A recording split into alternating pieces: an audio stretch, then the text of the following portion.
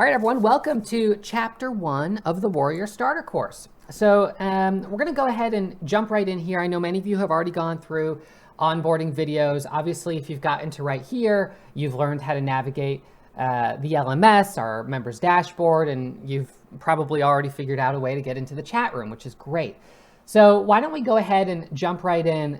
I have my, my notepad here, and hopefully you also have a notepad. And one of the things that I want to mention here at the very beginning of this class is that I want to thank you guys all for being here, because I know that when you're thinking about learning a new skill and taking on this kind of very big idea of becoming a trader, that you had to invest in yourself and you had to put some real thought into how you're going to approach this. And I know that you all know that unfortunately the majority of traders do not become profitable.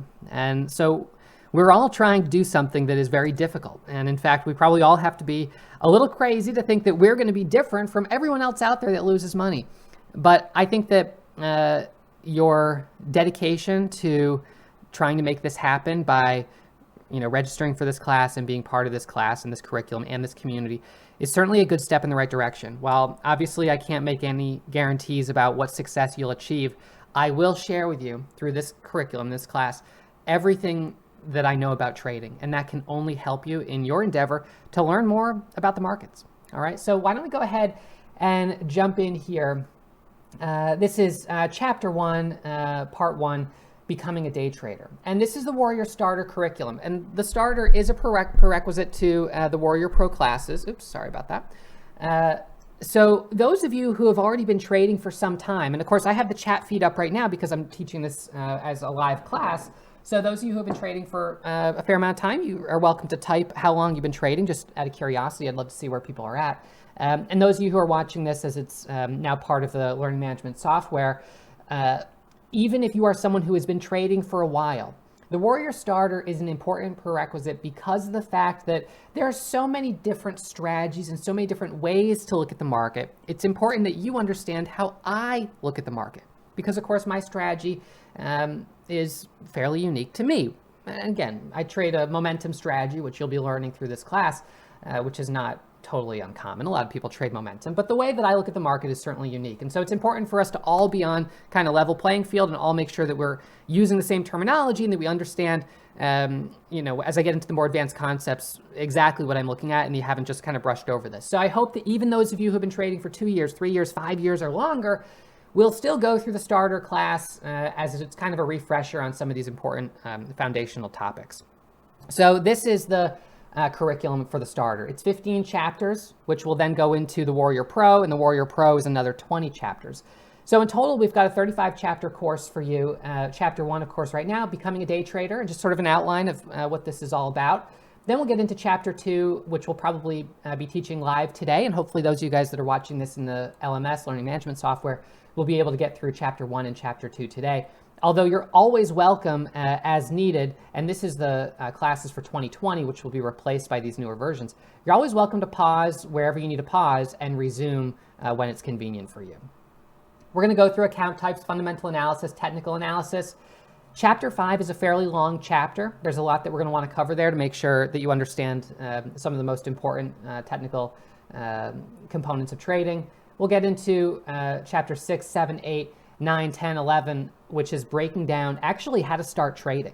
And so I have a simulator right here, and I've, as you can see, have one open position. And I'll be using this a lot as a teaching tool to show you how I get in and out of trades and walking you through what every single one of these windows means. So for those of you that are looking at this and are already like, whoa, I'm in over my head, I don't know what any of these letters and numbers mean, I want you to know that part of learning something new and something that is fairly intricate in certain ways, it's to be expected that you'll be a little overwhelmed at points, and that's okay.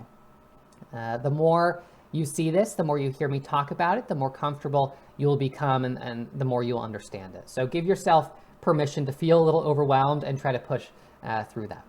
And then we'll get into scanning, preparing to trade, the psychology of trading, where I'll actually bring on Ted and Diane. Ted, as many of you know, or you may know if you don't already, you'll know now, is my trading coach. And he runs the psychology program here at Warrior Trading. And the reason that we have a psychology program is because of how, perhaps you didn't realize this, how significant the emotional components of trading are to your long-term success. Something that I didn't know when I got started was how I would react to the emotion, to the experience of losing money. Because ultimately, even for someone like me that is consistently making more than I'm losing over long periods of time, I still, on any given day, experience loss. Now, when you experience loss, that triggers the same part of your brain where the fight or flight reflex comes from. And that's that sort of reptilian, ancient part of your brain. And unfortunately, what that means is that when you experience loss, you can become caught up in emotion and become emotionally hijacked, where the behavior that you start to exhibit is not from the intellectual, analytical, calm, cool, composed part of your mind, but from this very emotional and impulsive part that is, taking a fight or flight response. And so part of trading is learning to condition yourself to experience loss while having the emotional sort of reflexive response, I suppose, be as minimal as possible. And so I've gotten to a point where I've actually been able to experience a loss of $50,000 or $75,000, to be very fully honest, with very little emotional response. But when I was getting started, a loss of even 700 was like so painful. So I know how painful that can be. Some of you, we're all in different places on the spectrum. So some of you may have smaller accounts, some may have larger accounts. Some of you have already experienced some really painful losses and you feel like, you're already up against the ropes. And for those of you who are in that position, trading psychology is going to be a really important part of turning the corner. Yes, strategy is critical. You need strategy. There's no question about it. But then it's the implementation of that strategy and the ability to have the discipline to follow the rules that ultimately will be long-term success. And then chapter 15, we'll talk a little bit about day trading as a business and the learning path on a timeline. And we'll give you guys a little personality test, which is kind of a fun thing to do, to see sort of where we think or speculate that you might be best suited in the market. Of course, different personalities will have different places in the market. So that's our curriculum. And that's just for the starter class. I know my video is covering, I guess it's chapter 8 right there.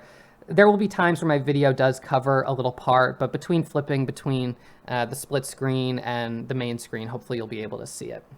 All right, so let's go ahead and continue on here. Again, in the intro, or this first chapter is a fairly quick one. So what we're going to talk about here, getting ready to go pro with the Warrior Pro classes, historical stock market performance, how to profit from compound interest, setting your targets and goals, what success looks like for you, and setting what I hope are realistic expectations. All right, these are the 6 topics here for chapter 1. So number 1, getting ready to go pro with the Warrior Pro. I want you guys to set a really solid foundation. If you try to binge watch the starter and just run through it all in, just a straight stretch of 48 hours or whatever it is, there's no question that you're going to miss critical components. I want you to watch every chapter of the starter. I want you to take notes as you're watching, and I want you to make sure you go through all of the quizzes. I've spent a lot of time building out these quizzes for you to test your knowledge, and I want you to go through it and really think about if you're getting some of the answers wrong, where's the confusion here, so you can go back and make sure you're getting them right. Step 2, of course, logging into the day trading chat room as often as possible to watch me and of course, the other junior moderators and senior moderators trading is important. And let me just, there's going to be some tangents as we go through this class. Let me just go on a brief tangent here to say that one of the reasons this is really important is because I want you to be surrounding yourself with the type of people who are all trying to achieve the same thing as you. We're not competing against each other, really. It's not about competition. It's about a community. I think that many of you know my story. When I moved home after a couple semesters at college to live with my mom and dad when my dad was sick and had cancer, I was working at a gas station pumping gas. And so this is, the topic of this tangent is the tendency to conform to the people that you're around. And when I was working at the gas station, most of the young kids there working at the gas station were, smoking cigarettes while they were pumping gas. Some of them were smoking pot while they were pumping gas. I mean, it was a free-for-all. Some of them were drinking beer and, they were 19, 20 years old. And It was a crowd of generally good people, but certainly not kids, young folks that had a lot of ambition. And I think that there was a tendency in those days for me to want to conform, to want to fit in, to want to be liked by other people. And certainly at that time, for me to talk about something like trading, when I did start getting into trading, most of my friends, and that was about 5 years later, most of my friends at that time were really not interested in hearing me talk about trading. They were kind of like, what are you trying to be better than us for? Why are you trying to, make money in the stock market? That's only for those people down in New York City that we see driving up here on Friday night to go skiing at Stratton and Mount Snow. Those are the people that'll give us a $25 tip at the gas station for filling up their car. Those aren't the type of people that we are, that we would want to become. And so you may have people in your life that don't fully support your drive or your motivation. There may be people that don't support your endeavor to become a trader. And by surrounding yourself with the type of people in this community who all are very driven, who all really want to succeed, and who want to work hard to succeed, I think is an important component to success. It's about surrounding yourself with the type of people you want to become, because ultimately you become who you surround yourself with. So logging into the chat room as often as possible and watching me trade. Every single day that you're watching me trade, you'll pick up little bits of knowledge, all of that which will help as you're putting together this puzzle of learning how to trade. Step 3, I encourage you guys to begin using a simulator as soon as you feel comfortable, just to start testing the water. For some of you, you're already in a simulator. For some of you, you already trade with real money, and maybe it's time to go back to a simulator. Whether you use a simulator with TD Ameritrade or you sim trade with E-Trade by trading with real money but with only one share because there's no commissions or something like that, it doesn't really matter. What's important is that step 4, you do not trade with real money until you've completed the pre-traded checklist in the Warrior Pro course, which is to say that you've traded in a simulator and proven profitability in the simulator. That's part of the pre-trading checklist. And step 5, don't mirror trade. Don't try to blindly follow me or anyone else. I even have fallen into that habit where I hear, Warren Buffett just bought this, Bill Ackman, hedge fund investor just bought this. Okay, I'll just buy it too. And the fact is, I don't know what their risk tolerance is. I don't know how they're weighting a position relative to their portfolio. There's so many variables, and not to mention just the delay in when they got in, when I find out, and then when I'd be taking my position. So I really encourage you to not try to engage in the practice of blindly following. I would say that students who skip classes, students who don't follow the rules of the strategy, students who trade the wrong stocks and who trade with real money before they're ready are likely to fail. And I don't want you to be like that. Now, to get a couple housekeeping items here out of the way, and I'll just hide my video for a moment. Sometimes at the very beginning of classes, we have questions about the software and services that I use. So as you guys probably already know, I'm using a software called eSignal for charting. This is not required, but it's what I've been using for a long period of time. There are charts included in pretty much all simulators. There are charts included with pretty much all brokers. I have been using eSignal for several years, and one of the reasons I started using eSignal, and this is a nice move to see, was because of the reliability of the charts, the easy ability to kind of update and fix these charts to size them the way you want. And I just found that they were very consistent. And so for me at this point, $175 a month is like not a big deal. But there are less expensive options, including TC2000, TradingView, and also just using whatever charts are included with your broker. As far as trading is concerned, you will see that I'm trading generally in an account at Lightspeed. This is my position window here from Lightspeed. It's a US-based broker out of New York City, caters to day traders. However, they're not suitable for small account traders because you have to have $25,000 to day trade more than 3 times a week. They do enforce that PDT rule.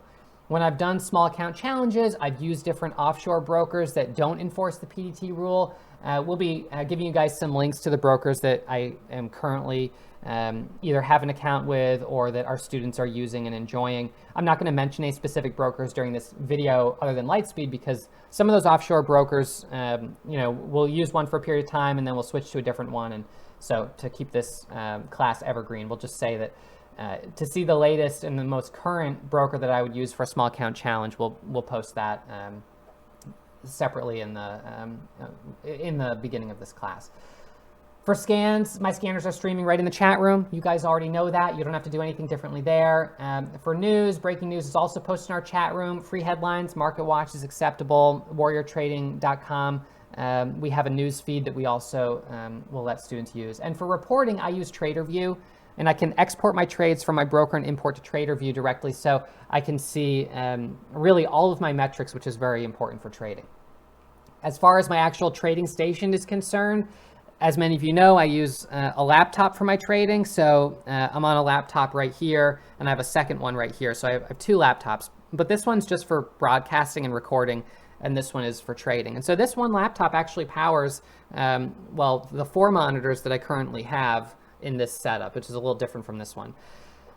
So just to break that down a little bit, one of the reasons I like trading on a laptop is because, of course, we know day trading gives us the flexibility to trade from anywhere in the world. And although I don't travel as much as I'm sure some people travel, I do occasionally travel, and it's nice to be able to bring my work with me. And so sometimes for me, this was in Italy, you know, I was basically trading every single day at 3:30 p.m. local time, which is 9:30 Eastern time in New York. When the market would open, I'd trade for a couple hours on my laptop and then, you know, go and enjoy the rest of the things that there are to do in Italy. So it's nice to be able to go on vacation, trade for an hour, 2 hours a day, and feel like, well, I can maybe even pay for this vacation while I'm traveling. That's pretty cool. I could trade on an airplane, potentially, although I would definitely recommend against doing that because of the fact that if the airplane loses internet service, which obviously occurs, especially on, well, certain airlines, we won't name names, Delta, you know, you want to make sure you don't have that type of situation happen to you. This was me trading on a boat, in between leaning over the side of the boat. As it turns out, I suffer from terrible seasickness, but I got the photo op for you here. So I really did this for the photo. In any case, while you can do all these things, it is also important to set up your trading station and where you trade to be a place that is kind of calm and quiet. And so this is, for me, my favorite office that I've ever had. I'm at home. I'm not down at my office. I have an actual office, but during COVID, I started working from home. And what I love about this office is the window, the ability to look out. I've seen fox run by. I have a woodchuck that lives under the porch. I see squirrels and chipmunks.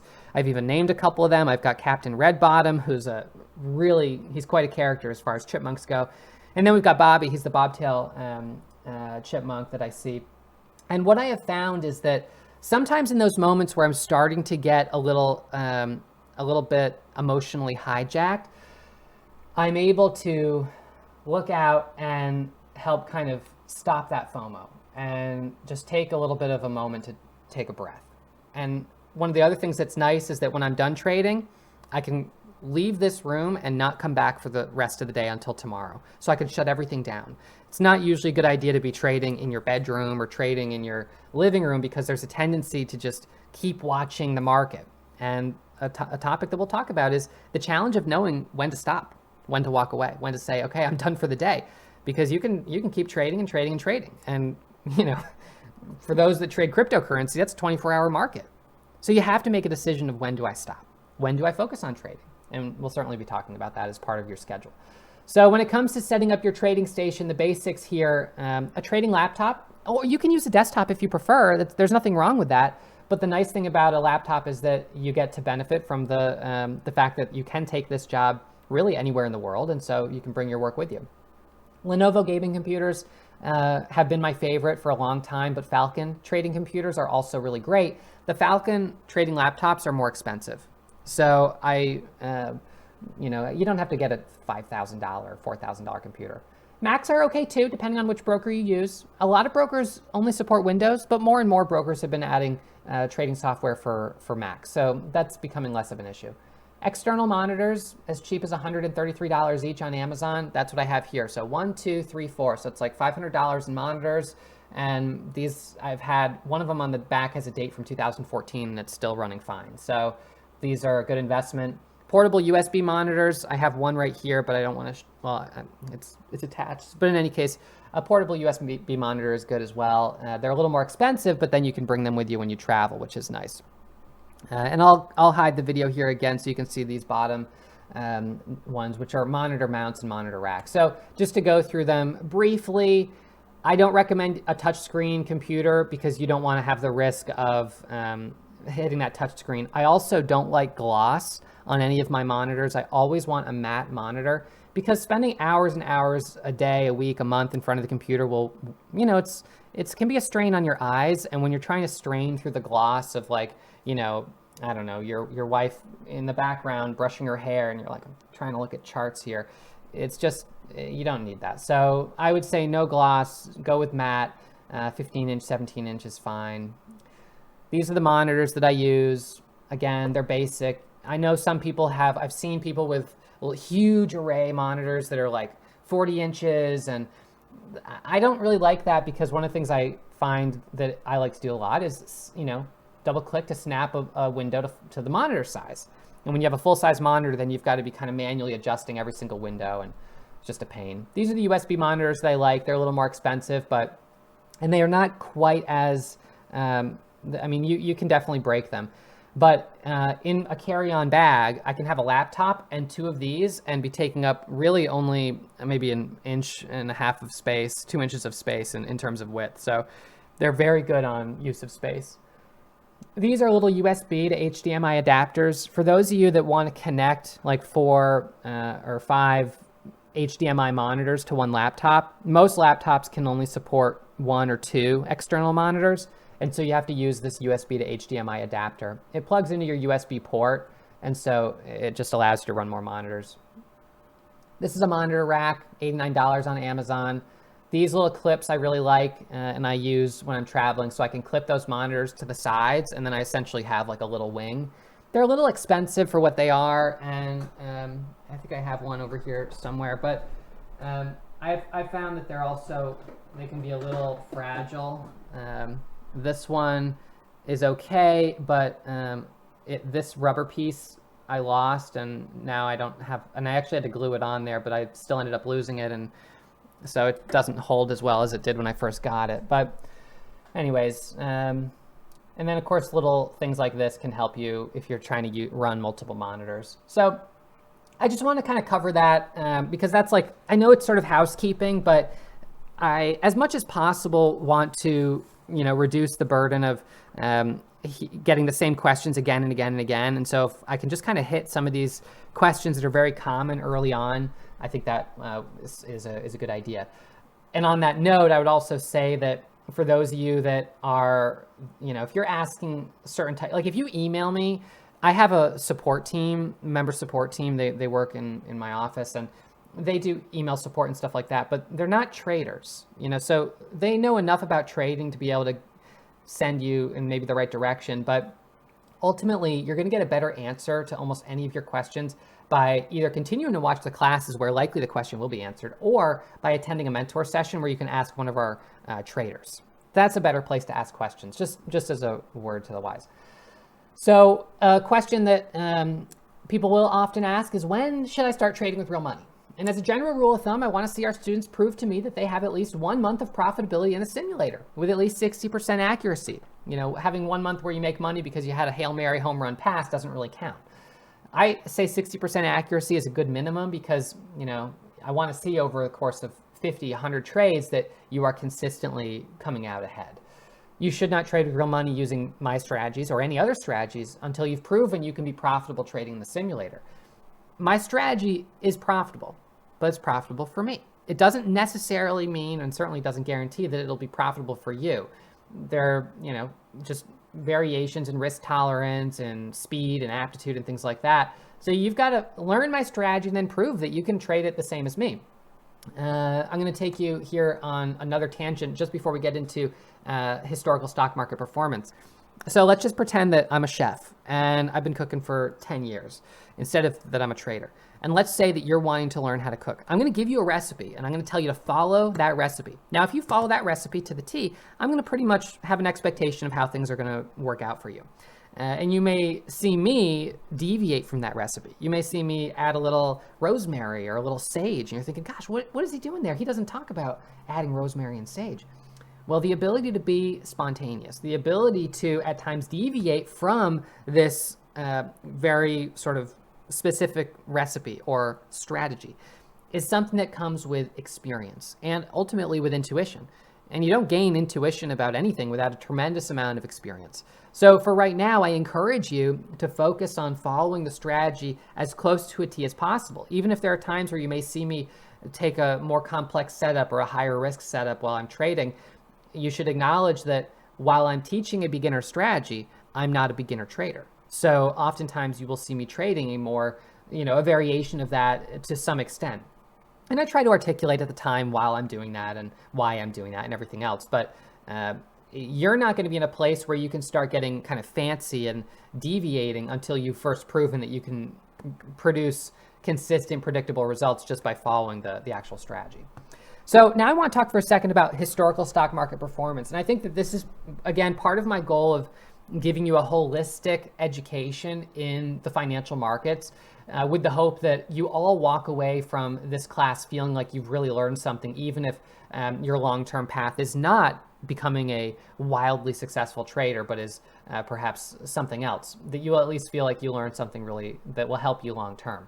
So understanding historical stock market performance is important. I can't tell you how many people in my day-to-day life will ask me questions about, even like, my dentist or my doctor.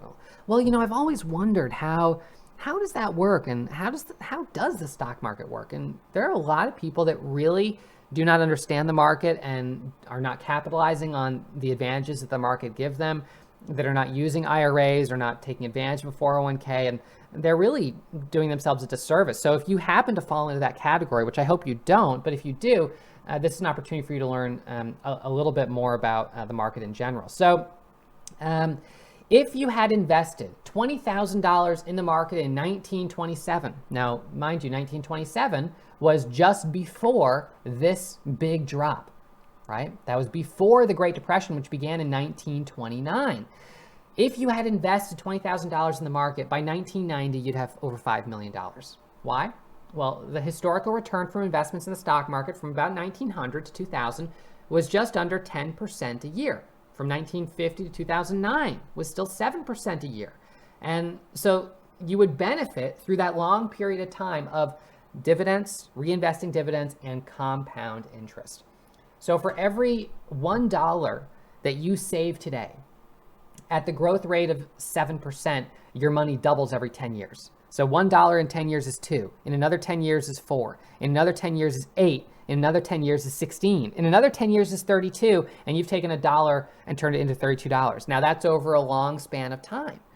But we all have, hopefully, a good number of years left in our life. And even for those that are on the sort of, end half of that spectrum, or whatever you want to say, hopefully you have kids or grandkids that you may be able to put some money towards, that they'll have the benefit of this growth. So taking advantage of compound interest and putting a little bit away as early as possible and as consistently as possible is certainly important. And so one of the goals that I have, and that I think many of you should have, is to reinvest the day trading profits. In my opinion, you would be doing yourself a disservice if you didn't reinvest at least some of your day trading profits in order to capitalize on long-term growth. So for this reason, I do have multiple trading accounts, which many of you already know. I have traditional margin accounts that I can withdraw profits from immediately for short-term expenses. But of course, those accounts are subject to income tax. And then I have retirement accounts where I can actively day trade in a retirement account. I have no income tax on it. Well, depending on which type of account you set up. And we'll talk about that a little bit more. But I can trade essentially tax-free, at least in the short term, but I can't withdraw the money right now. But I can benefit from that long-term growth. So I actively day trade in my retirement account to grow it as quickly as possible and then reinvest the profit for long-term growth. So in the US, you do not pay income tax on day trading profits that are in a retirement account, depending on the type of account. If it's a 401k or a traditional IRA, you'll pay income tax when you are withdrawing the profit at retirement age, but of course your income bracket is going to be much, much lower at that time. And on a Roth IRA, you pay no income tax on the withdrawals. So clearly there's a real incentive to try to make as much as you can tax-free in the market. So let's talk about compound interest at the rate of 8 to 10% a year. All right. So if I'm making $400 a day and I could save half of that in a retirement account. So let's say whether I trade 2 days a week in my main account and 3 days in my retirement, or I trade half the day in one, half the day in the other. If I'm able to save $50,000 a year in profits for retirement, if I do that for 10 years, I will have saved $500,000, right? 50,000 a year times 10 years is 500 grand. But during that 10-year time, it will have already grown to $869,000 thanks to dividends and compound interest, especially from those early years where it's starting to add up. If I was able to do that for 20 years, I'd have saved $1 million, but it'd be worth $2.7 million. And this growth curve increases exponentially as you begin earning compound interest on your earlier gains. So this is an incredibly powerful tool, and it's certainly a tool that allows the wealthy to stay wealthy, because if they have money, then they continue to benefit from this compound interest. And one of the biggest struggles is getting your foot on that first step, on that first rung of the ladder to start making upward progress. And when I was pumping gas, when I was a teenager and in my early 20s, at that point, it felt almost impossible and completely unachievable. But it did happen for me. And I'm going to share with you a story of another fellow who was pumping gas, who also achieved similar success. So in terms of different types of trading, I think it's important to look at what you have in front of you. And the lowest risk, but also the lowest return, would be passive long-term investing for dividends, whether it's through bonds or ETFs or specific dividend-paying stocks. That's where you're looking at 5 to 10% a year, depending on how you allocate that portfolio. And unfortunately, the drawdown on that potentially in a really bad market could be as much as 30 or even 50%. Although we know that those kind of, Great Recession or Depression type of periods are infrequent, they do happen. They will continue to happen, every certain number of years. And then you sort of have a mid-risk return ratio, which is what I would usually call swing trading, sort of short-term, short time frame, overnight holds for a few days or a few weeks, but obviously not holding for very long periods of time. Anywhere from 10% to 100% may be realistic for swing traders, but there is the risk of overnight holds. And then you've got the highest risk, but also the highest reward, which comes in day trading. You can return 100% or more a year, or even a month, or even potentially in a day, which is phenomenal, but I've done it before. But you can also lose your entire account in a day. So when I turned 583,000 into 100 grand in 45 days, that was a 17,000% return in 45 days. When I turned it into $1 million, that was, 170,000% return. And as I moved towards the next big milestone, which, 4 million, 5 million, 10 million, I mean, the return is something that couldn't have been probably achieved almost anywhere else. So Mr. Reed and Uncle Steve, you may remember Mr. Reed. $583, 583, not 583,000. So thank you for correcting me if I said 583,000. In any case, so Mr. Reed was a neighbor growing up, and he lived in Brattleboro, Vermont, just down the street from where I grew up, sort of down the road. And he spent many years pumping gas. He was working at the gas station, pumping gas, and in his retirement, he worked as a janitor at JCPenney's. And when he died, everyone in the town was shocked when he donated $8 million, $4 million to the local hospital and $4 million to the local library. Nobody thought that Mr. Reed was worth $8 million. But what Mr. Reed had been doing from his early years at the gas station was he was fascinated in the stock market. It was a hobby of his, and he would buy shares of dividend-paying stocks. He would buy shares of dividend-paying stocks, and he would just hold them. And he died at the age of 92. And so, he had 70 years essentially of compound interest from some of his earliest investments.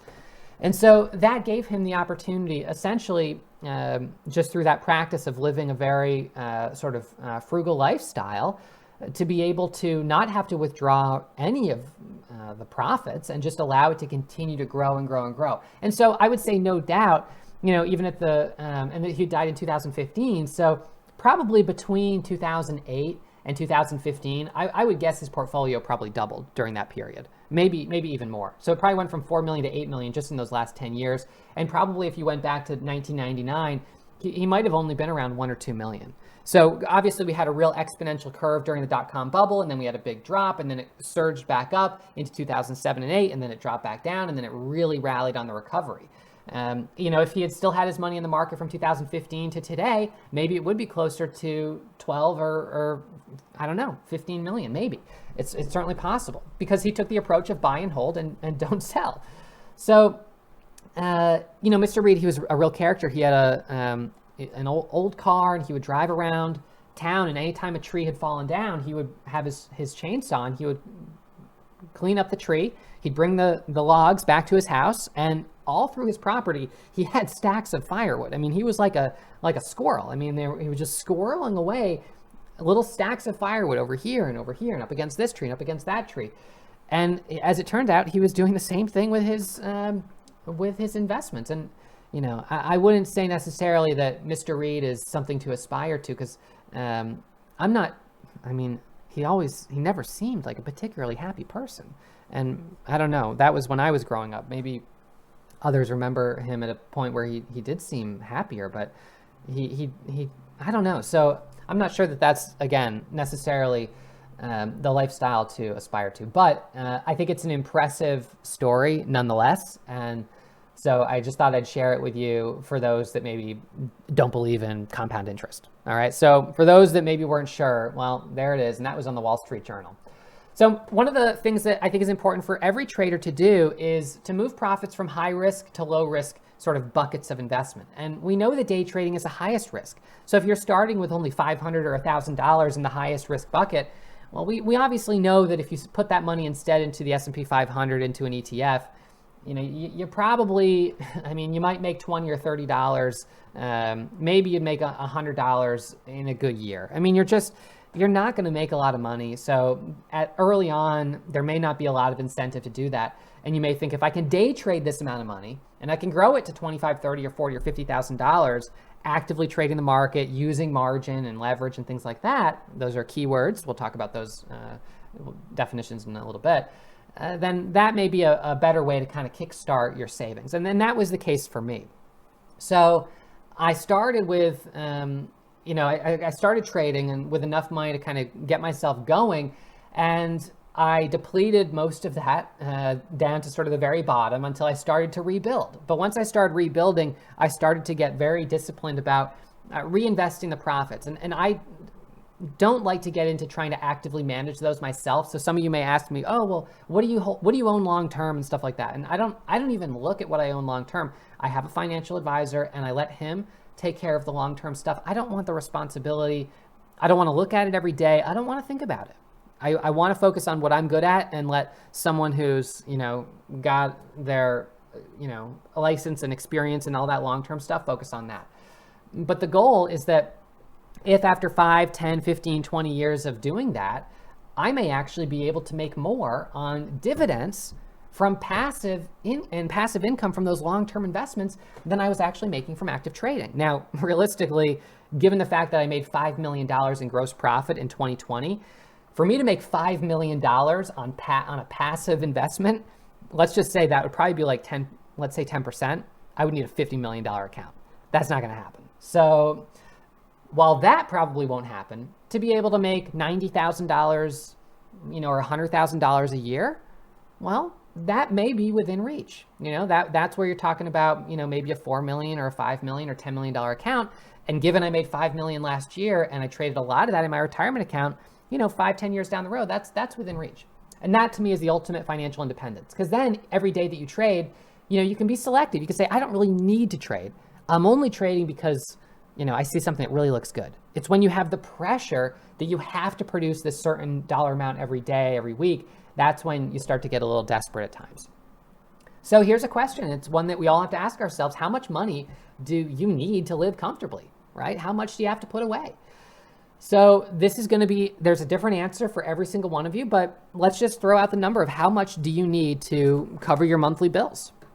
Now, for me, it was $5,000 a month when I got started. I felt that if I made $5,000 a month to get started, That was going to be enough for me to live comfortably. So, $5,000 a month, well, that's $60,000 a year. So multiply that by how many years I want to retire, or, how do you come to the number of how much you actually need? Well, that's easy. It's the rule of 4%. You didn't know about the rule of 4%?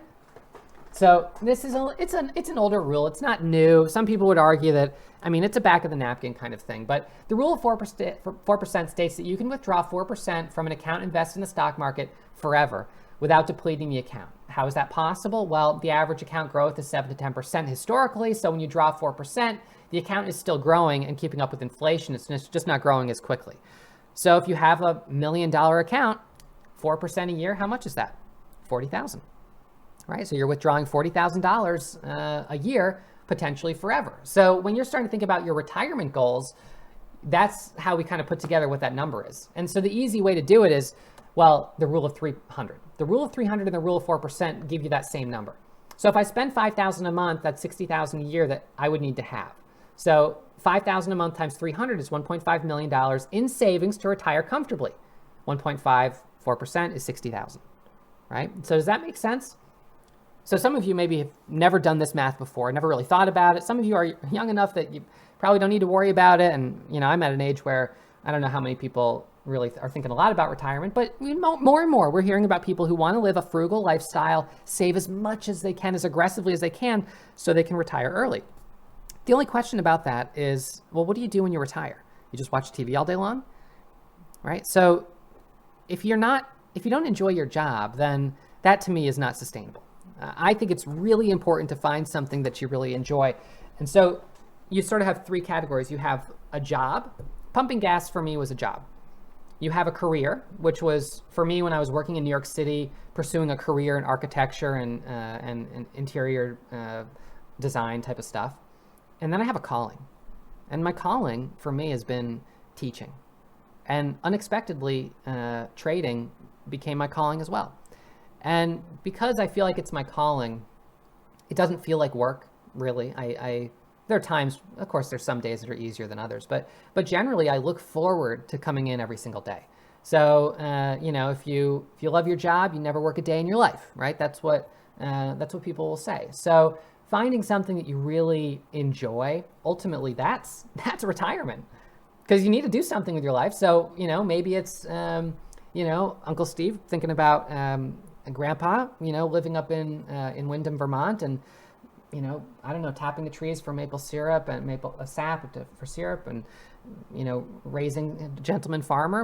That for him was a retirement, and that was something that was that he really enjoyed. And for those that are watching this, Uncle Steve is my real uncle. He's attending the classes right now. He's also my teacher's assistant, so he's keeping you guys in line. So in any case, hopefully your calling does produce some revenue, but it's possible that your calling is collecting pebbles and it produces no revenue. So if you're an aspiring geologist collecting rocks and, no one's coming to your pebble museum, then you may need to generate some money from long-term investments. And so this is how you come to that number. There was a couple survey polls by Bloomberg, and the question was, what does success look like for you? And what does wealth look like for you? And the answer was very different across different spectrums of people. And so what is wealth to you? And so let me just put my pointer here. So this right here is wealth. And living stress-free, peace of mind, 28% is wealth. So you could be wealthy and have very, very little money in the bank. Now, some people say money doesn't buy happiness. Okay, but it does buy a lot of stuff. It pays all your bills. And so what you have with money is essentially a diminishing return, where money does buy happiness to a certain extent, and then it kind of levels off. And probably when you're at the level of Mark Zuckerberg and Elon Musk, your happiness probably starts to come down a bit because of the pressure of that type of work. So I think that the statistics that I've read have been that this is between like $75,000 and $95,000 a year. Okay, so up to $75,000, it's what you need to kind of pay your bills, and then above that, you're kind of in better shape. Being able to afford anything I want, well, the Kardashians have like 10 cars in their driveway, so I don't know.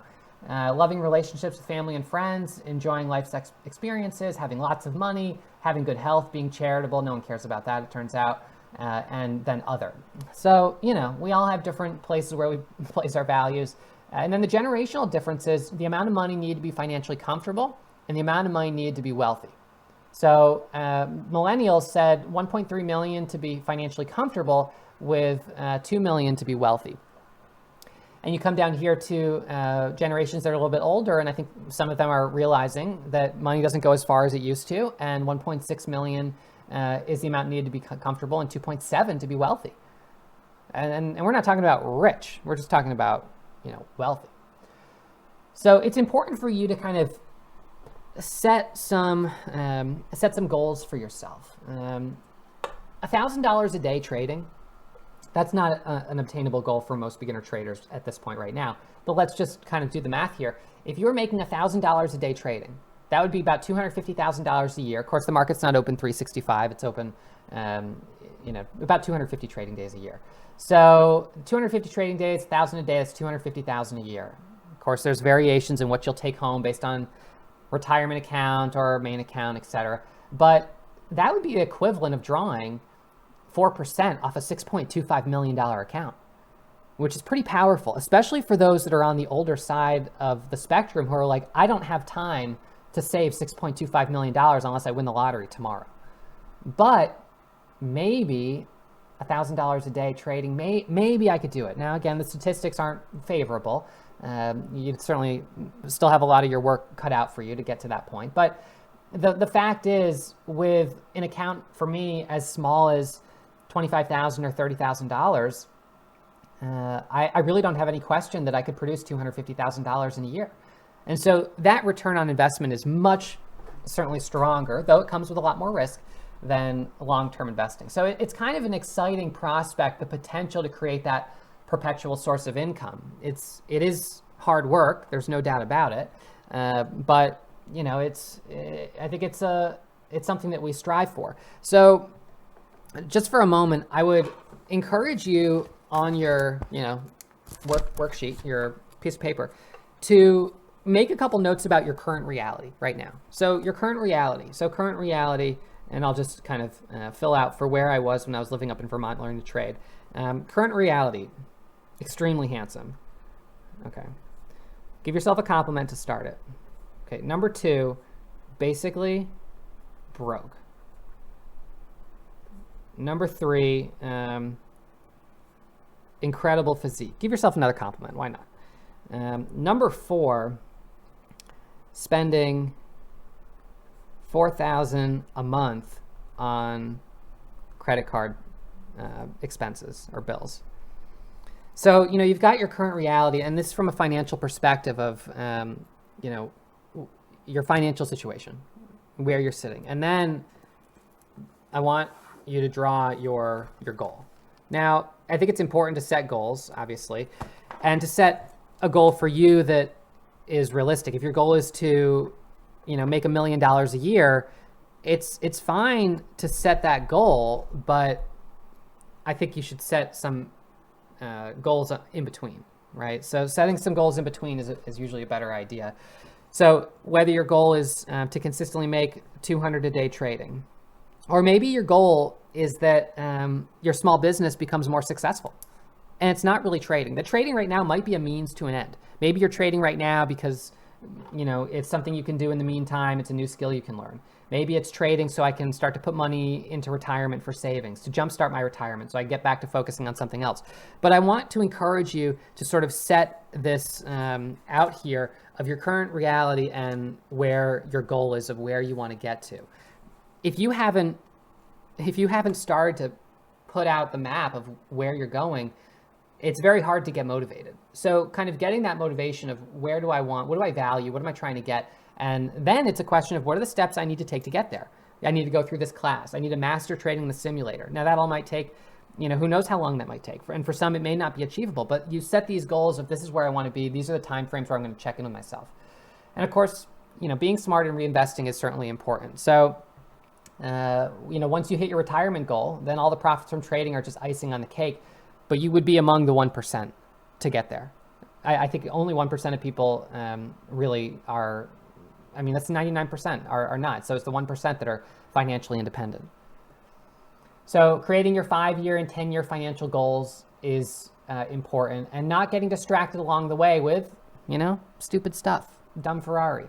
I can't tell you how many times, I go on YouTube or I see on social media someone who's, supposedly a trader who's driving, taking pictures of themselves with some stupid car like this, or, a boat or whatever it is. And I'm thinking, while they certainly look a lot richer than me, and people would perceive them as being a lot more successful than me, at age 30 or 35 or 40 or whatever it is, you spend $4,000 a month on a 3-year lease on a Ferrari.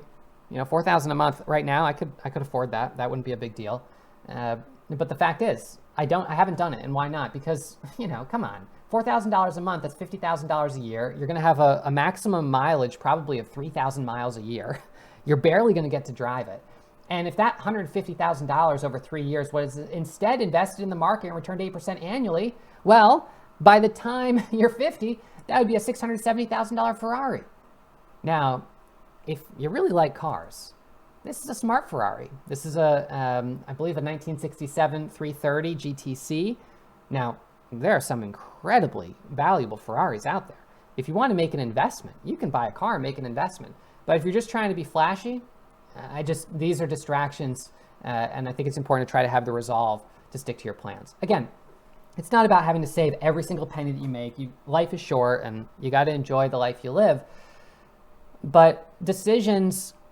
So here's a funny example. So Uncle Steve, you'll get a kick out of this. So I rented a house for the summer. Or anyways, I'm not trying to brag, but anyways. So, and I invited my mom to come down, and so she's like, okay, well, what time are we going back? And I said, well, we're going to go back the Sunday before Labor Day. So I don't know what day that, but it's the Sunday before Labor Day. And she said, oh boy, traffic's going to be bad. Traffic's going to be really bad. And I said, well, okay, well, we could go the Tuesday after Labor Day, but then that's the first day of school. And so then my son would miss the first day of school. He can't miss the first day of school. No, he can't miss the first day of school. And so I said, okay, then we'll go on Sunday, but the traffic's going to be bad. So she's creating what we call a lose-lose scenario where, the primary choice here is that we don't want my son to miss the first day of school. And so then a secondary choice, which would be that as a result, we leave on Sunday. You have an opportunity to feel positive about that secondary choice because although, yes, there will be more traffic on Sunday, you made that secondary decision because it's in line with this primary long-term goal or the bigger goal. So sometimes a secondary decision is one that, yes, is going to subject you to the disappointment of not driving a new Ferrari, or in my case, dealing with more traffic on Sunday.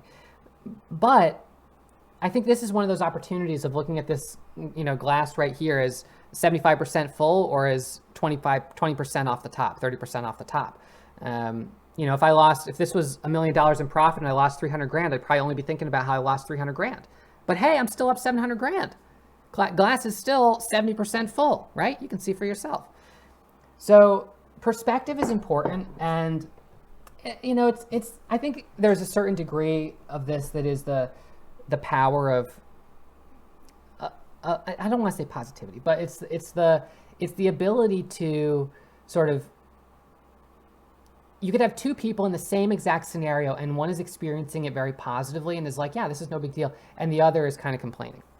And sometimes there are certain people, for whatever reason, that are kind of wired that no matter what the situation is, they're going to look at it negatively. And in trading, this is no doubt the case, that some people will say, I'm not making money trading, therefore, like they'll say, rather than say, okay, I want to do better, they'll look at someone like me and say, this isn't fair. Ross, he's already got money. And so because he's got money, he can trade with more size. And because he trades with more size, he can make more money. And here he is making $50,000 or $100,000 on a good day. And I'm struggling to make $500 a day, $50 a day. This isn't fair. And they'll get angry with me, or they'll get upset with me. And I think that there's just always that opportunity to try to step back and take perspective. And trying to have a positive outlook is important, especially when you're trying to do something that's very difficult.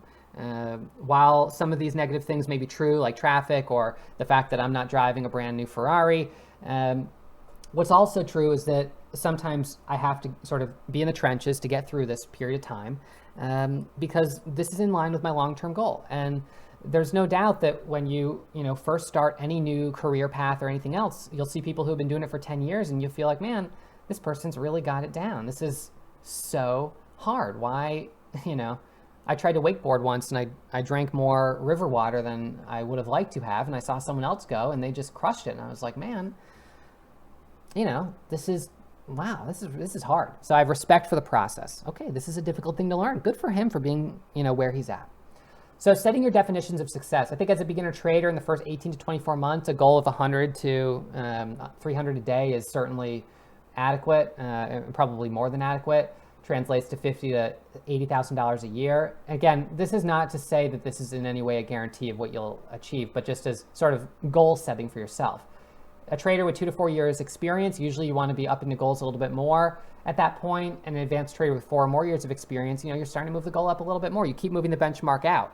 As you have gone through the process of emotional conditioning and getting more comfortable with experiencing loss, you'll also be comfortable trading with larger size. Account size is definitely a variable here. If you do have only a $500 account, you're not going to make 300 a day, but ultimately your first month of a $500 account, if traded well, will hopefully grow that account up towards 4,000 or 5,000. And you want to keep all of that in that account so you have the ability to trade with larger size. Nobody wants to always every day be coming in and trading with a $500 account. It's not enough money, generally speaking, to always have as your account size. I don't think anyone would want to do that. So anyone would want to take their early profits to build up their account. But it's very common for traders to be fairly content with an offshore account in the range of 5,000 to 10,000 or a US account in the range of 27,000 to 30,000, just above the minimum and with enough buying power to trade, pretty much anything you'd want of low price with, 5,000 shares, 3,000 to 5,000 shares. So again, it's about kind of setting these marks. And taxes are an important consideration. We will talk about taxes in the Warrior Pro class. That's its own chapter. We know that taxes are based on income for day trading profits. And there's obviously always speculation about changes in the tax code and, are Wall Street traders going to get taxed more? And maybe we do, and maybe we don't. Maybe it does go up for, 4 years and then it comes back down. We don't know. But of course, we do have the retirement benefit, and there's always just the fact right now that if you're only making 25 to 30,000 a year trading, that you're not going to pay 50% income tax on that based on everything we know right now. That just wouldn't be realistic based on that income. If you're making $500,000 to $1 million trading, then that's going to be higher. But this is not capital gains. It's a short-term capital gain, which is taxed at the regular income tax bracket. So at this point, you guys have the option to dedicate yourself to the path to success. Not trading with real money until you've proven you can make money in a simulator for at least 1 month. A reminder for Warrior Pro students, even right now, you can start joining our weekly mentor sessions to ask trading-related questions and asking yourself, how am I going to approach this new endeavor? Approach it with curiosity. Approach it with compassion. Approach it with the radical acceptance that this is a hard thing to learn. There will be times where you feel frustrated, exhausted, and confused, but be forgiving towards yourself because you're working on learning something that is not easy. All right? And so with that, we're going to finish chapter 1, and we're going to go here right into chapter 2. I'll give everyone that's watching the classes live a 10-minute break, and then we'll come back and pick up chapter 2. All right, those of you watching this in the LMS, feel free to do the quiz for chapter 1 and then go right into chapter 2.